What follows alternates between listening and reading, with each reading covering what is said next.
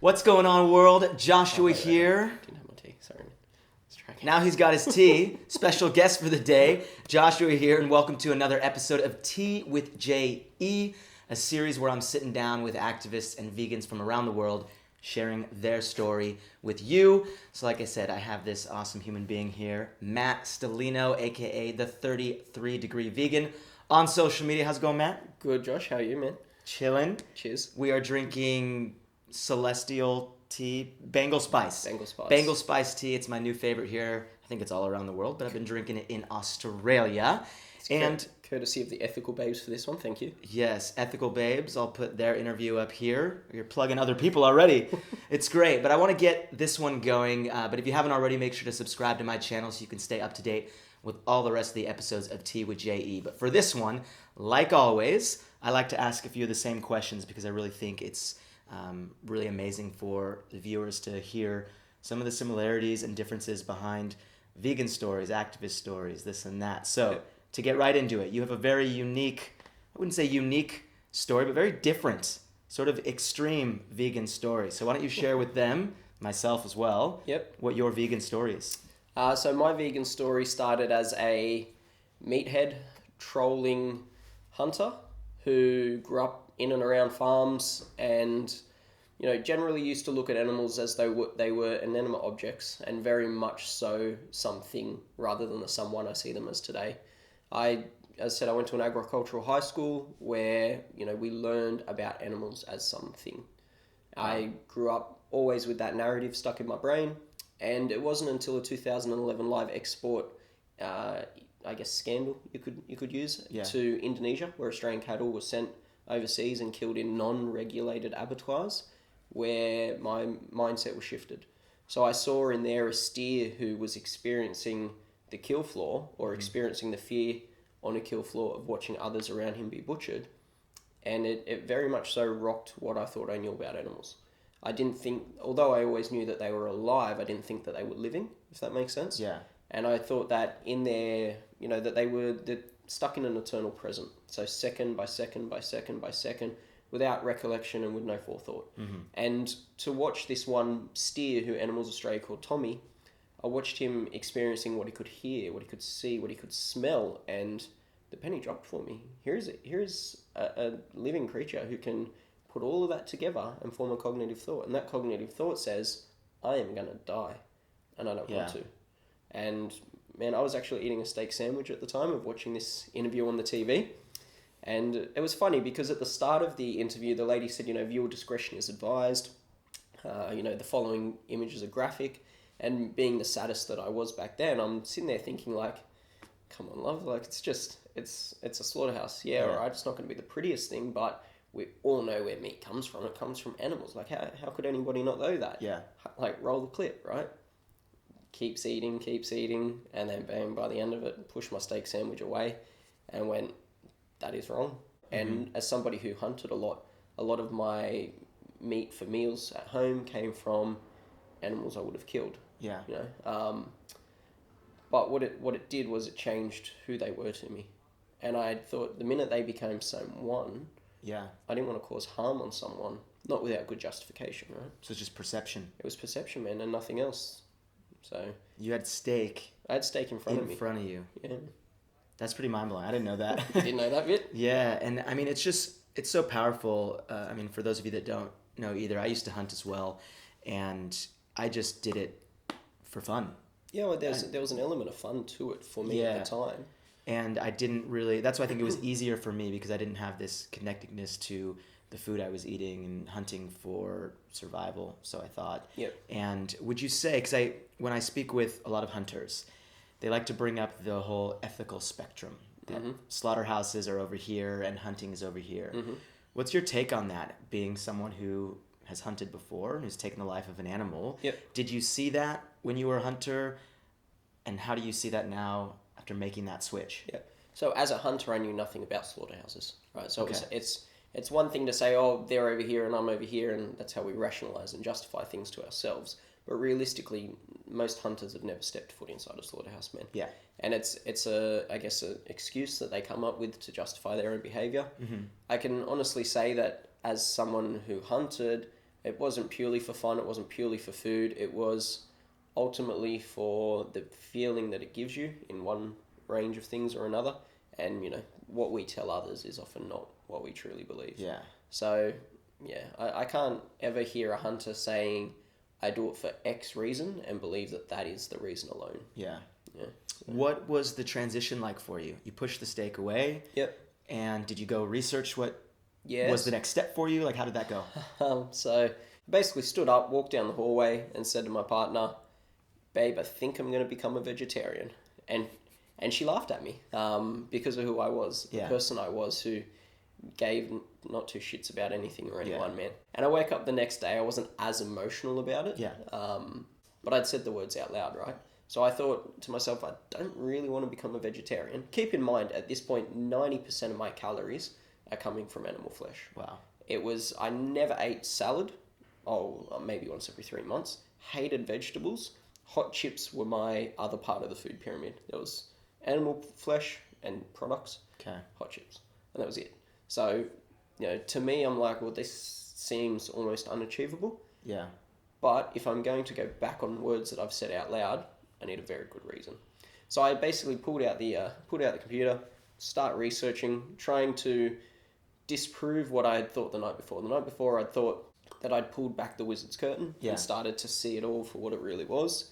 Now I'm starting to try and prove that this one special cow is like Buddha reincarnated and could do something that none other could do, which is what I'd always believed. But the more I researched, man, the more I found out I was wrong. Yeah, you're trying to find the justification to continue. Because that's what you do when your world's rocked.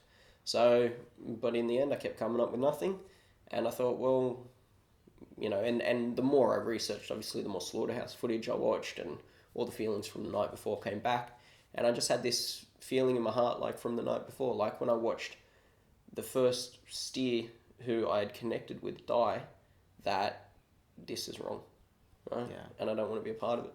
Wow. And so you researched vegetarianism? Well, yeah, I wish I'd chosen better words to research, but all I had researched was animals in slaughterhouses. Okay. And I had no idea. I spent 4 years as a vegetarian, not quite having the impact for animals that I thought I was having. Yeah. I had no idea about dairy, man. I had no idea about eggs. I honestly and genuinely believed that cows just made milk. It's the stories we tell our kids. Cows eat grass, make milk. And you think that within their digestive system is an enzyme that changes grass into milk. Yeah. And I thought that eggs were just, all of the meat chickens were, essentially just dropping out these little nuggets along the way, and little Bo Peep was coming with her basket and picking them up, and they were going to the shelf, and that my consumption of them wasn't contributing to suffering, that it was a nil equation. They were there anyway. Yeah. I did not realize they were their own industry. So 4 years I spent thinking I was doing all I could, not even coming close, man. And then, what was the vegan connection? So, the idea when I first saw an ad pop up for veganism on my Facebook, it was a vegan open day. And I thought, it was run by who are currently known as Vegan New South Wales, used to be the Vegan Society of New South Wales. It was just an ad for an event that they were doing. And I said to my partner, babe, we should go to this. Let's try and make some friends. Let's try and be part of a community of people who think how we think. And we both kind of had this moment, right, where we looked at each other and went, vegans. All right, look, here's our game plan. We'll go and we just won't tell them that we're only vegetarians because they're weird, right? So we went, but what we found were very nice people, very calm, very rational, very reasonable people who just wanted to share information. And I really wish I'd run into them 4 years earlier. Yeah. So I took home Animals Australia flyers from that event about dairy, about eggs. And man, I had this whirlwind of emotions. First, there was denial, the stages of acceptance. Right? I had this denial, like, this can't be true. 4 years and I didn't know this? Yeah. Like, come on, man. Then I had anger that I didn't know it. I had anger at me. I had anger at the world for not letting me know it sooner. And then I had more denial, I guess, because when I'd gone vegetarian, I'd actually increased my intake of eggs and cheese and dairies, holding on to this idea that I needed animal protein to be healthy. Yeah. So here I was having to once again relearn how to cook, relearn how to shop, relearn how to do everything. So I was, like you do, trying not to accept the change that you have to. for as long as you have to. But again, man, it just got the better of me. I knew why I became a vegetarian was to not contribute to animal suffering. I had no other option, so had to do it. Had to go vegan. Then you joined the V gang. And I joined the V gang, man. But I'd say it was another full year until I really started. Not between then and then. So that was probably 3 weeks, a month tops, until it was all out of my fridge, all out of my life. And again, I thought I was having the most impact I could for animals. Yeah. But it was probably another full year until I really started having an impact for animals. That's amazing. And I think it just really shows that regardless of the lifestyle that you live, anyone can connect with their heart. We just need to be out there providing them with the information, like this vegan event that you went to that was giving you leaflets and showing you videos and was doing so in a kind and compassionate way. You yourself taking to it, watching stuff on TV and going to your computer and using Google and doing your own research. I think anyone is capable of making this connection. When they make the connection, I think that's only something the individual can control. For sure. And we need to be, as vegans and as activists, mindful of that. But I think that leads me perfectly into the next question. Veganism is amazing. And I love that everyone is able to connect with veganism and go vegan. And if you're not vegan yet, you should be vegan. But it's one thing to be vegan for yourself, for the few animals that you're saving for the planet. But it's another thing to become active. Absolutely. To be an active voice for the animals, to actively engage in helping people come to the same conclusion that you did. What is your activism story? When did you decide to say, hey, I'm ready to go out and be a voice. I'm ready to go out and create some change. Yep. This is where I come back to the idea of saying that for 4 years, I hadn't had the impact as a vegetarian. Then as a vegan, there was another whole year where I thought I was doing the most I can. And then I found out about vegan activism. And it went from, seeing some things. There was a lady on Facebook who I'd become friends with. Again, in my idea of wanting to become part of a community, I started adding vegans on Facebook and just seeing the other foods for food ideas while I was trying to find my feed. Join all the groups. Yep. And then I saw some activism posts. There was this lady holding a sign and it said, 1 meal, soon forgotten, in exchange for a whole life. And I had a picture of a piglet on it. And it spoke to me, man. And I thought, wow, why aren't I holding a sign like that? It seems so simple, right? And from there, I just started to follow her and follow all the things that she was doing on Facebook and the group that she was a part of.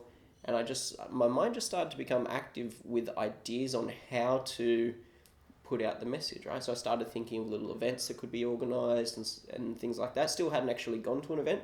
I just kept sending her messages, feeding her, like, this is something she's already doing. Maybe I can support in that way, because I was working really long hours at the time.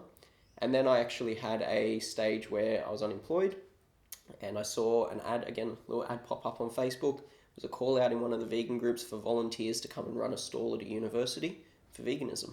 And what the people were doing was setting up their laptops, showing a little clip called 1000 Eyes, which is, if anybody wants to watch it, Josh will put the link up here. It's watch1000eyes.com, and it's a 4.5 minute compilation of Australian farmed footage and Australian slaughterhouse footage. It's what we show at the Cube now, and it's extremely powerful. And basically, all they were asking you to do was come down, set up a laptop, put on some, encourage people to watch it, put on headphones, and afterwards just talk to them about veganism, which is something, I must stress, that every single vegan can do. For the majority of it, I wasn't sure what to expect going in. I didn't know whether I would be having these grandiose battles of intellect with people, and were they going to know more than I was going to know. It was a little bit overwhelming at the thought of it, to be honest. But again, I'd said the words out loud that I would go, so I plucked up the courage, man, and I went. And I started thinking about conversations with people, and my experience in sales came back into full effect on that. Yeah. And so the next Cupcake Day I attended, I really thought about my conversations, how I would try and build rapport with people, how I would find commonalities with them, the sort of statements that they made, try and understand what they really meant, what sort of objections they were giving, if any. Some people don't. And how I could really close the deal, how I could sell it to them, how I could close it, how I could leave with them empowered to become vegan. Wow. And it's so amazing. I think it's also something that we share in common is our sales background. Yep. And I've been asked a lot of questions about, do I think my sales background has positively affected my vegan outreach and my activism in general and just communication in general? And I think you touched upon it. It's what I quickly learned is that in a sales call, it's two-way communication. Absolutely. And most people, when they get into vegan outreach, not that it's a problem, it's just new, it's something challenging, we focus on one way. We get out there, we have a lot of energy and passion and anger and frustration and just emotions, and we want to lecture and we want to talk to people. Yeah. What would you say is some advice to people looking to get into vegan outreach? Yeah. Maybe pulling on some of your sales history or just your outreach history, because you have been called the best vegan outreacher in the world. Come on now. Here in Sydney. So give a little bit of advice for anyone watching that really wants to build some more confidence and get out to doing vegan outreach. Okay, so the main thing to know is that you're there to have a conversation. You are not there to lecture. You're not there to sermonize. You're there to, one of the things that you said earlier that I really like, the decision on when it happens, the connection made is up to the individual. Yeah. We can't force them. We can only ask them questions that get their brains thinking along the path that we want to send them. So, if you're talking to somebody constantly and not even taking a breath, their mind will not follow. They will decide to just start thinking about what they're going to do on their way home, or they're going to pick the kids up later. If you really want to keep them engaged, there's a saying that people will listen all day if you let them talk. And that is one of the best things that I found, man. I keep my questions as simple as I can and as, direct as I can in a lot of ways. One of the things that I like to play with especially is I ask 4 very simple questions to people. Okay. And it is, do you think animals are capable of suffering? Do you ever want to be the reason why an animal suffers? Do you think that meat, eggs, and dairy cause suffering? And finally, once they've given you all the right answers to those, would you say then that meat, eggs, and dairy do not sit with your ethics? And you've got them. Yeah. And once they've verbalized that again, once they've said that out loud, you have discussion on how they can change. Yeah. And questions, man. Questions are the best way to keep people engaged. It gives them a chance to talk. Don't interrupt them. Allow them to express themselves comfortably, because it's part of building that rapport. Yeah. Is that they feel valued in the conversation. Whether or not you agree with their points, you don't have to. Yeah. But you welcome them to give them. And not only do they feel more valued and you're building rapport, but you create a safer space.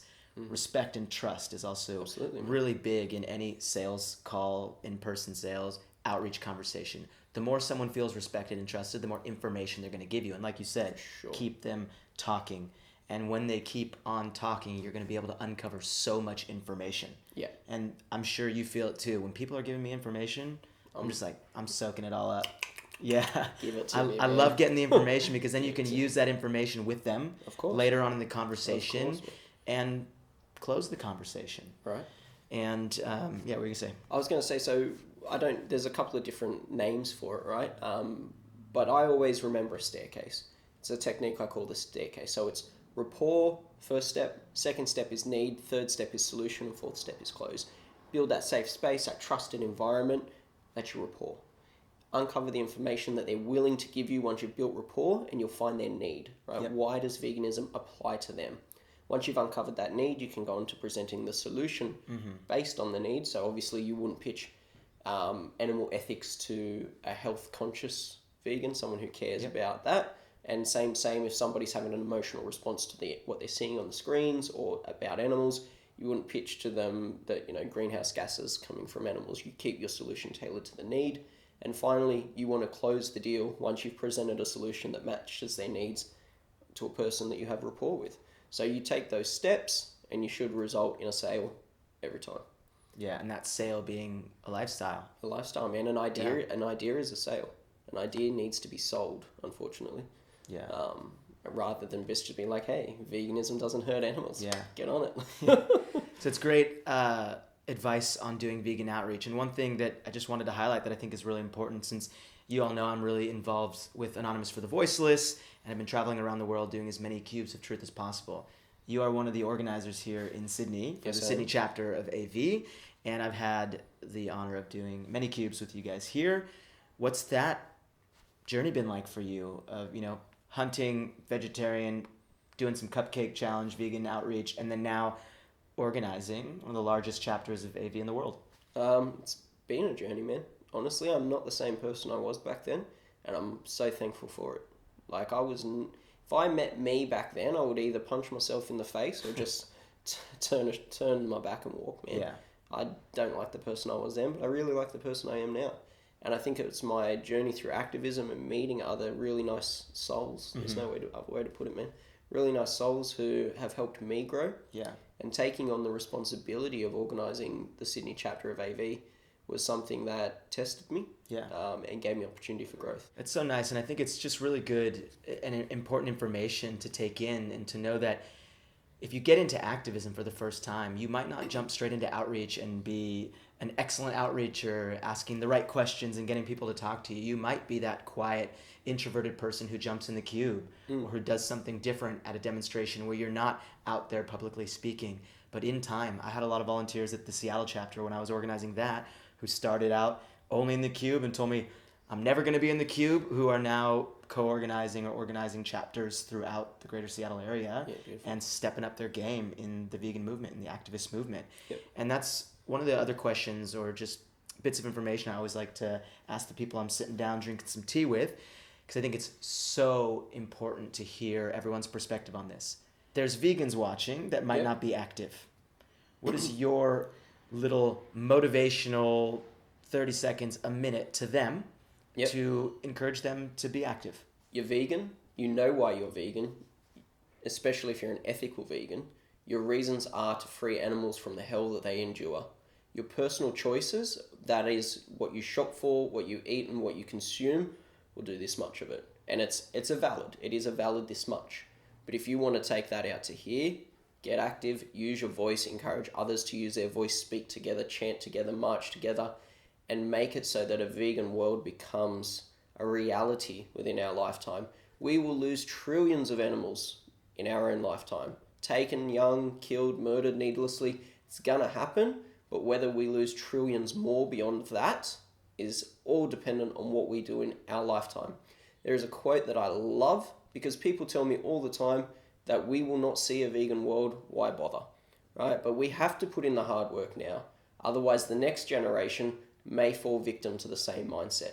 The quote that I love is that society grows great when old men plant trees under whose shade they know they will never sit. And that is my message to everyone. Wow.